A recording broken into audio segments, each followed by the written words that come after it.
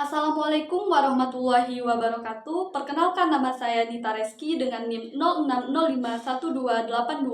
06051282227027. Halo semuanya, selamat pagi. Apa kabarnya hari ini? Semoga kita semua dalam keadaan sehat serta dalam lindungan Allah Subhanahu wa taala. Baiklah, sebelum kita memulai pembelajaran, ada baiknya kita memulainya dengan lapas basmalah. Bismillahirrahmanirrahim. Bertemu lagi dengan Ibu Nita Reski dengan mata pelajaran Pendidikan Pancasila dan Kewarganegaraan. Pada hari ini kita akan membahas materi mengenai sistem pemerintahan negara Republik Indonesia, kedudukan, tugas, wewenang, dan hubungan antar lembaga-lembaga negara, serta hubungan negara dengan warga negaranya. Pada hari ini, Ibu telah menyiapkan PPT interaktif. Silahkan untuk disimak terlebih dahulu, dan di akhir pembelajaran kita akan melaksanakan kuis. Dengan capaian pembelajaran menyusun laporan singkat mengenai sistem pemerintahan negara Republik Indonesia, kedudukan, tugas, wewenang, dan hubungan antar lembaga-lembaga negara, serta hubungan negara dan warga negaranya. Adapun tujuan pembelajaran yang harus kita capai hari ini yaitu peserta didik diharapkan dapat mengkonstruksi mengenai sistem pemerintahan negara Republik Indonesia dengan benar, dan peserta didik diharapkan mampu memperjelas mengenai sistem pemerintahan Indonesia dengan tepat.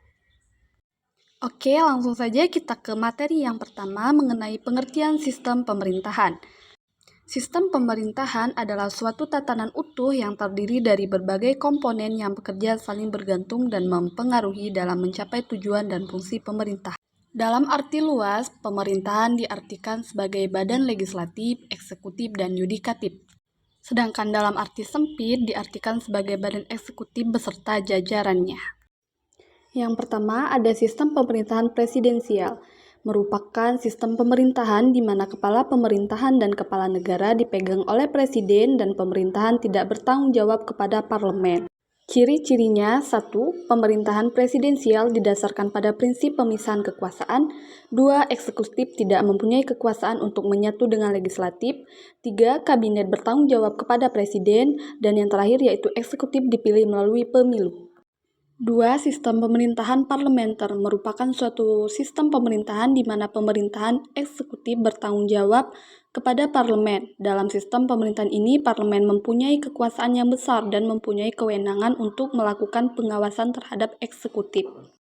Ciri-cirinya: 1. Pemerintahan parlementer didasarkan pada prinsip pembagian kekuasaan. 2. Adanya tanggung jawab yang saling menguntungkan antara legislatif dan eksekutif dan antara presiden serta dengan kabinet.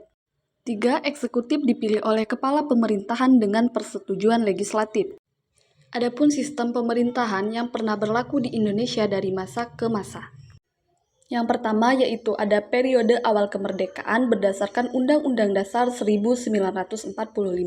Yang kedua, periode pemberlakuan konstitusi RIS. Yang ketiga ada periode demokrasi liberal atau UUDS 1950, keempat periode demokrasi terpimpin, kelima periode orde baru, dan yang keenam periode reformasi. Langsung saja kita bahas pada materi periode awal kemerdekaan berdasarkan Undang-Undang Dasar tahun 1945, di mana dasar hukum sistem pemerintahan Indonesia pada awal kemerdekaan adalah Undang-Undang Dasar 1945. Oleh karena Indonesia baru saja merdeka, semua alat kelengkapan negara belum bisa berjalan secara optimal, sehingga terjadi beberapa pelanggaran terhadap konstitusi seperti berikut. Yang pertama yaitu perubahan fungsi Komite Nasional Indonesia Pusat dari pembantu presiden menjadi badan legislatif, dan yang kedua yaitu perubahan sistem pemerintahan dari presidensial menjadi parlementer. Kedua yaitu periode pemberlakuan konstitusi RIS. Pada saat berlakunya Undang-Undang Dasar 1945, bentuk negara Indonesia adalah kesatuan. Tetapi setelah berlaku konstitusi RIS, maka bentuk negara Indonesia berubah menjadi serikat atau federal. Ciri-cirinya, Perdana Menteri diangkat oleh Presiden, bukan oleh Parlemen. Kedua, kekuasaan Perdana Menteri masih dikendalikan oleh Presiden. Ketiga, Kabinet dibentuk untuk Presiden, bukan untuk Parlemen. 4. Parlemen tidak dapat menggunakan mosi tidak percaya kepada Kabinet. Kelima, Presiden RIS menduduki jabatan rangkap sebagai Kepala Negara sekaligus Kepala Pemerintahan. Selanjutnya yaitu periode demokrasi liberal atau Undang-Undang Dasar Sementara tahun 1950. Pada masa berlakunya UUDS 1950, sistem pemerintahan Indonesia adalah parlementer atau demokrasi liberal secara penuh. Akan tetapi, demokrasi liberal di Indonesia tidak berumur panjang, yaitu antara 1950 sampai 1959, karena pada tanggal 5 Juli tahun 1959, Presiden Soekarno mengeluarkan dekrit yang diumumkan pada upacara resmi di Istana Merdeka. Dengan isinya sebagai berikut. Yang pertama yaitu pembentukan MPRS dan DPAS dalam waktu yang sesingkat-singkatnya. 2. Pemberlakuan kembali Undang-Undang Dasar 1945 dan tidak berlakunya UUDS 1950. 3. Pembubaran konstituante. Selanjutnya ada periode demokrasi terpimpin. Menurut Miriam Budiarjo, demokrasi terpimpin ini adalah suatu sistem yang diterapkan untuk mengatasi pertentangan partai-partai politik dalam parlementer pada masa demokrasi liberal. Ciri-ciri periode demokrasi terpimpin adalah dominasi presiden, terbatasnya peranan partai politik, berkembangnya pengaruh komunis, dan meluasnya peran ABRI sebagai unsur sosial politik. Periode Orde Baru. Dalam periode Orde Baru ini, tujuan pemerintahan adalah melaksanakan Undang-Undang Dasar 1945 dan Pancasila secara murni dan konsekuen. Selanjutnya yaitu pada periode reformasi, di mana pelaksanaan sistem pemerintahan dan politik pada era reformasi merupakan transisi dari sistem politik otoriter ke demokrasi. Pada awal era reformasi muncul tuntutan yang didesakkan oleh berbagai komponen bangsa termasuk mahasiswa dan pemuda. Adapun tuntutan reformasi yaitu amandemen Undang-Undang Dasar Negara Republik Indonesia tahun 1945. Kedua, penghapusan doktrin Dwi Fungsi Angkatan Bersenjata Republik Indonesia atau ABRI. 3. Penegakan supremasi hukum, penghormatan hak asasi manusia atau HAM, serta pemberantasan korupsi, kolusi, dan nepotisme atau KKN. Keempat, desentralisasi dan hubungan yang adil antara pusat dan daerah atau disebut otonomi daerah. Dan yang terakhir yaitu mewujudkan kebebasan pers, mewujudkan kehidupan demokrasi. Sistem pemerintahan Indonesia pasca amandemen konstitusi. Amandemen ini diartikan sebagai perbuatan untuk mengubah dokumen secara resmi yang bertujuan untuk memperbaikinya. Jadi ada beberapa latar belakang sehingga harus diadakannya amandemen. Yang pertama itu yaitu Undang-Undang Dasar Negara Republik Indonesia memberikan kedudukan kepada MPR sebagai lembaga tertinggi negara. 2. Undang-Undang Negara Republik Indonesia memberikan kekuasaan kepada Presiden sebagai pemegang kekuasaan pemerintahan.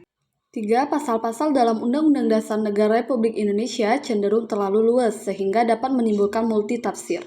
4. Undang-Undang Negara Republik Indonesia terlalu memberikan kewenangan kepada Presiden dengan memberikan hak legislasi. 5. Rumusan Undang-Undang Dasar Negara Republik Indonesia belum menggambarkan semangat demokrasi yang ingin diterapkan di Indonesia. Kedudukan lembaga-lembaga negara dalam sistem pemerintahan pasca amandemen. Lembaga legislatif terdiri dari MPR, DPR, dan DPD, sedangkan lembaga eksekutif terdiri dari presiden dan wakilnya, dan lembaga yudikatif terdiri dari MA, MK, dan KY.